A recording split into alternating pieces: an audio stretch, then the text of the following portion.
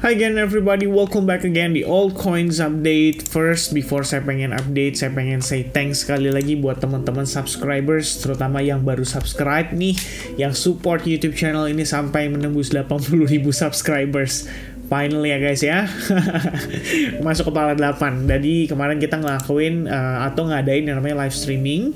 Ada banyak pembahasan di sana dan ada berbagai request. Dua yang saya take note sampai sekarang itu adalah Phantom dan Link. Jadi untuk yang pertama mungkin saya akan bahas di altcoins kali ini lebih kepada Phantom terlebih dahulu. Jadi kita bakal full analysis starting from daily time frame atau weekly time frame, dan nanti kita coba untuk cari peluangnya di time frame hourly-nya juga. Oke, so langsung aja kita start untuk analisis dari Phantom. Jadi sebenarnya kalau Phantom guys, I'm checking from time frame weekly. Pertama, Phantom itu memiliki struktur yang lebih bullish ya. Kalau saya pikir memang kita ngelihat ada pullback ya from top to bottom, dan total pullbacknya itu sekitar 94%. Tapi kalau misalnya kita ngelihat dari gainnya selama ini sampai ke top dan turun segini, menurut saya sih ini nggak ada apa-apanya gitu ya. Dan kalau kita gunakan Fibonacci retracement, kalian tarik dari paling bawah ke paling atas, total tahanan kita itu ada 38,2% di area $0,185. Dan semenjak kita nyentuh level itu, kita membentuk semacam falling wedge pattern dan akhirnya berhasil breakout, sehingga saat ini harganya itu kalau kita bisa bilang sih masih dalam indikasi yang cenderung ke bullish ya. Taunya dari mana? Karena kalau teman-teman cek di sini sebenarnya kita tuh udah berhasil menembus area resistance sebelumnya. Ya, setidaknya memang kita belum mampu bertahan, tapi setidaknya kita ngelihat ada para pembeli lah yang tertarik untuk melakukan transaksi dari level atau harga di bawah ini. Kalau misalkan teman-teman bilang bahwa ya, tapi secara keseluruhan kan kita ngelihat ini masih ada potensi membentuk yang namanya lower high. Nah, itu ada benarnya juga ya teman-teman sekalian. Jadi kita tetap perlu antisipasi dan waspada, karena sellers yang menekan harga dari sekitaran $1,6 ini sebenarnya sangatlah powerful. Cuman kalau kita nanjak dari harga saat ini ke $1,6, ya masih punya peluang 300%-an lebih. Dan itu harusnya udah cukup oke juga. Nah, tapi kita nggak ngomongin potensi harga bisa ke sana dalam waktu dekat, karena kita ngelihat istilahnya PR-nya untuk Phantom ini masih banyak gitu ya, progres yang perlu di-develop juga masih banyak. Dan saat ini kalau misalkan kita fokus aja pada pergerakan saat ini, kalau terakhir kita menggunakan Fibonacci retracement, saya tarik dari swing low-nya ke swing high-nya di sini, harga pullback ya, testing ke Fibo 61,8 dan kemudian dia mantul lagi. Nah, kalau misalnya pullback terjadi sampai Fibonacci 61,8%, itu biasanya mengindikasikan bahwa tren berikutnya itu cenderung tidak begitu kuat. Biasanya cenderung lemah justru. Nah, kalau kita lihat saat ini berdasarkan pergerakan baru-baru ini ya, ini saya hilangkan dulu teman-teman. Jadi yang terlihat adalah kita mendapati reaction dari area ini, which means area ini saya bisa asumsikan sebagai area demand lah ya untuk pergerakan di FTM time frame daily, dan ini adalah area yang cukup penting lah untuk posisinya si FTM sejauh ini. Ya, setelah kita testing ke level tersebut, kita mendapatkan reaksi, harganya terpantul rebound, dan setelah itu kita ngelihat dia sempat create semacam higher high, tapi sayangnya hanya sesaat aja. Dan akhirnya si Phantom kembali terkoreksi ya, atau turun kembali. Sebenarnya kalau misalnya kita tarik dari bener-bener highest levelnya, ini jatuhnya kayak cuman satu area highest yang sama atau resistance yang sama. Jadi saya tetap berasumsi bahwa saat ini kita masih berada di dalam satu swing yang sama ya, yaitu milik this guy yang melakukan transaksi pembelian dan ngangkat harga Phantom sampai ke harga saat ini. Nah, dengan kita punya perspektif seperti ini, kita akan mempertimbangkan bahwa proses yang terjadi saat ini tidak lain dan tidak kurang adalah bagian dari koreksi terhadap buyers yang masuk di sini. Jadi anggapannya teman-teman, ini adalah one push, and then kita masuk ke dalam fase koreksinya. Nah, pertanyaannya sampai berapa nih? Apakah kita bahkan sampai kembali ke demand zone lagi baru kemudian dapat reaksi? Ya, ini kita belum tahu, karena kalau misalkan saya sih personally, saya mempertimbangkan area yang menjadi key level kita. Pertama, kita punya demand zone, tentu saja kita punya reaksi di sini, dan ini artinya area ini adalah area yang cukup kuat. Nah, selain area itu, kalau kita gunakan area yang sama, ini adalah lowest price pada tanggal 28 Maret 2023. Kita extend ke samping. Kita sebenarnya bahkan belum berhasil breakdown dari area tersebut. Jadi area ini tentu saja masih dikonsider sebagai area support. Nah, pertanyaannya mungkin kepada teman-teman ya, maksudnya dari teman-teman kepada saya, apakah ini artinya sudah boleh beli untuk si Phantom? Sebenarnya ini tergantung dari pribadi masing-masing punya trading plan ya, rencananya kalian untuk melakukan akumulasi di Phantom seperti apa. Karena overall saya sih ngelihatnya Phantom ini masih punya potensi untuk dia bullish, karena kalau kita lihat secara pergerakan sebelum-sebelumnya ini bahkan masih ada potensi untuk dia membentuk higher low di level saat ini dan pada akhirnya mampu mengangkat harga berada di atas dari highest level sebelumnya di kisaran $0,65. Permasalahannya adalah saat ini kita belum melihat adanya indikasi tersebut. Jadi kita perlu konfirmasi. Kalau misalkan kita coba untuk pindah ke time frame hourly kali ya, kita mungkin akan coba untuk lihat gimana sih kira-kira di time frame hourly. Ini lowest price yang sama tanggal 28 Maret 2023 saya extend ke samping, dan sebenarnya di level yang sama sedikit di bawahnya lah ya, kita mendapati reaction dari buyers yang cukup signifikan. Ya, jadi ada dua level di sini. Ini satu dan ini dua ya. Keduanya sama-sama memberikan demand loh pada market ya. Di tanggal kisaran 15 sampai 17 Maret kita ngelihat harga nanjak sangat signifikan. Kemudian di level lebih kurangnya di sini ya, sebenarnya kita nanjak juga lumayan signifikan ya teman-teman sekalian, dari harga dari tanggal 28 Maret sampai ke tanggal 29 dia naik ya cukup lumayan ya. Dia mampu menciptakan yang namanya V formation dan akhirnya ngangkat harga FTM kembali bullish.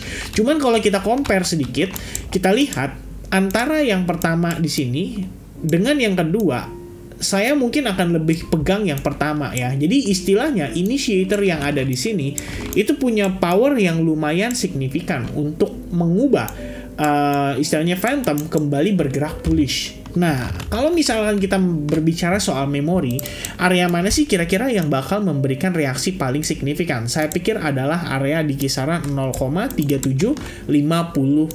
Jadi agak sedikit, ya di sinilah ya, $0,3756. Area tersebut harusnya bisa menjadi area penting buat kita perhatikan. Nah, ketika harga tercapai, entah antara area ini atau area yang di bawahnya, saya pikir kita perlu melihat adanya indikasi support dari maksudnya saya dari para buyersnya. Seperti misalkan contoh, kalau teman-teman lihat ya pergerakan sebelumnya, dia turun, kemudian dia membentuk semacam falling wedge, lalu begitu nyentuh area tersebut, kita mendapatkan reaction dengan adanya bullish engulfing pada time frame 4 jam. Nah, kalau teman-teman follow up after adanya bullish engulfing ini, kalian udah dapat potential gain lah sampai dengan kisaran 10 atau 11%. Tergantung dari masing-masing punya strategi untuk memanfaatkan ya.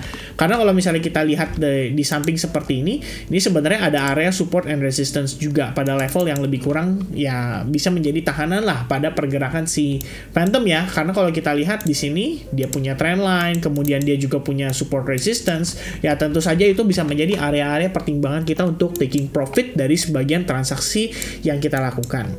Nah, ya tentu saja di sini terjadi dengan situasi yang sama ya pada Bitcoin terkait dengan First Republic Bank, kemudian Arkham juga.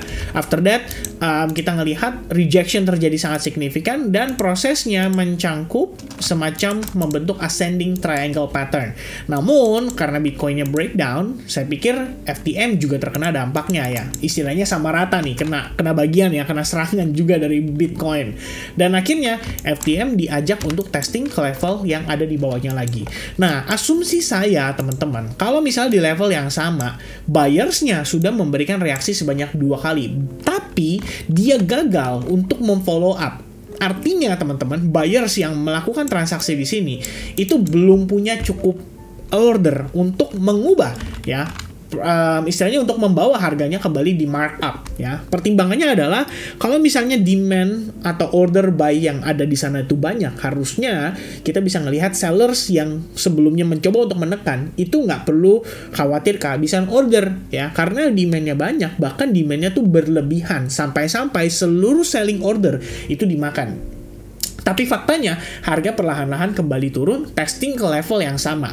Kalau seandainya di level yang sama, kita nggak ngedapetin reaction, berarti saya berasumsi bahwa ini ya yang terjadi pada kisaran tanggal 25 April dan 27 April bukanlah merupakan bagian dari akumulasi para bigger players. Mungkin dia butuh area yang lebih murah, dan ya ekspektasi mungkin ada di kisaran 0,3750 dolar. Jadi anggapannya kalau misalkan teman-teman ngelihat nih progres saat ini cenderung bearish sebetulnya untuk FTM, maka ya saya tidak bisa salahkan ya. Memang itu adalah yang terlihat pada time frame yang lebih kecil, seperti di 1 jam atau mungkin di 15 menit.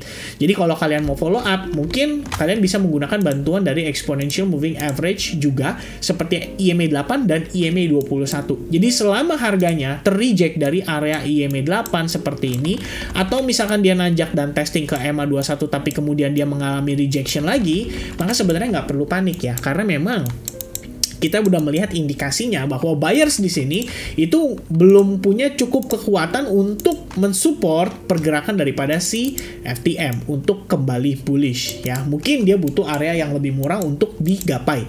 Dan kalau misalnya kita ukur berdasarkan panjang dari triangle, kita lihat dari breaknya, sebenarnya sih kita mungkin akan coba untuk nge-fill ya tail candle yang terbentuk pada kisaran tanggal 27 April ini. Jadi dia coba untuk testing ke level tersebut dan mungkin ada sedikit dapat reaction gitu ya. Nah, sebelum reaksinya terlihat dari sisi buyers, misalnya ya teman-teman melihat kembali lagi seperti tadi, kita ngelihat ada bullish engulfing misalkan di time frame 4 jam, atau mungkin kalian ngelihat terbentuk semacam double bottom ya. Itu kan ada banyak banget ya indikasi reversal dari sisi buyers misalkan. Nah, kalau misalkan teman-teman kita udah mulai ngelihat indikasi tersebut, atau bahkan yang lebih menarik lagi adalah kita ngelihat wah, ada rebound dengan volume yang lumayan signifikan. Maka pada saat nanti proses pullback-nya, itulah yang menjadi kesempatan kita untuk kembali memfollow up pergerakan FTM untuk melakukan long atau buy istilahnya. Karena sekali lagi saya katakan, kita melihat bahwa progres pergerakan secara time frame yang lebih besar saat ini, kita bisa berasumsi bahwa FTM itu masih dalam proses koreksinya. Ya, koreksi dari mana? Koreksi dari bawah sini ya, terhadap penguatan di sini ya. Jadi begitu kita ngelihat reject, oke, berarti kita tahu buyers yang ada di sini itu kekurangan order. Mungkin dia perlu melakukan akumulasi kembali, tapi pertanyaannya di level mana? Itu aja teman-teman ya yang menjadi question kita saat ini. Kalau misalnya kita ngedapetin dia mendapatkan reaksi rebound lagi, maka saya mungkin akan berpikir bahwa area inilah area akumulasi terakhir mereka sebelum akhirnya mereka mensupport dan memarkup harga daripada FTM untuk terbang lebih tinggi lagi. Oke? Jadi sementara teman-teman nggak perlu khawatir, kita nggak perlu FOMO, nggak perlu takut ketinggalan, saya pun sama. Kita coba untuk menunggu, kita coba untuk bersabar sampai akhirnya para buyersnya atau bullnya atau bigger players dengan kapasitas uang yang banyak nunjukin ke kita bahwa mereka udah siap untuk markup harganya. Sebelum itu terjadi, ya kita santai dulu, biarkan harga pada Phantom terdevelop. Kalau teman-teman memanfaatkan melakukan short atau memanfaatkan penurunan, kalian bisa lihat dari time frame di 15 menit gimana progresnya secara struktur, ya tinggal di follow up aja. Oke? Saya rasa itu teman-teman update dari saya seputaran FTM atau Phantom. Mudah-mudahan bisa bermanfaat buat teman-teman sekalian. Mungkin di next altcoins update kita bakal bahas Chainlink atau Link, karena memang ini cukup menarik juga untuk kita diskusikan. Dan ya, mungkin itu dulu teman-teman. Nanti saya akan update kembali untuk Bitcoin karena after closing minggu kemarin terlihat cukup menarik ya. Padahal kita bahas di live streaming seru banget. Kita udah sempat mention juga soal jam 3, jam 4, dan jam 5, dan jam 6, dan jam 7. Reasonnya apa bisa terjadi seperti itu. Dan pada akhirnya ternyata beneran aja ya kita dikerjain teman-teman. Alright. So I think that's it everybody. God bless everyone. And I'll see you guys again in the next update. Cheers guys. Goodbye.